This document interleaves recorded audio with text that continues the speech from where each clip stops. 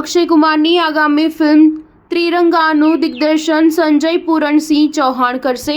અક્ષય કુમારની આગામી ફિલ્મ ત્રિરંગાની ઘોષણા ગયા મહિને કરવામાં આવી હતી। હવે આ ફિલ્મને લઈને અપડેટ છે કે આ ફિલ્મનું દિગ્દર્શન સંજય પૂરણસિંહ ચૌહાણ કરવાનો છે, તેમજ આ ફિલ્મનું શૂટિંગ આ વર્ષના ડિસેમ્બર મહિનામાં શરૂ કરવામાં આવે તેવી શક્યતા છે। દિગ્દર્શક સંજય પૂરણસિંહ ચૌહાણે આ પહેલા લાહોર અને બોતેર હુરાએ ફિલ્મનું દિગ્દર્શન કર્યું હતું। આ બંને ફિલ્મોએ નેશનલ એવોર્ડ્સ મેળવ્યા હતા।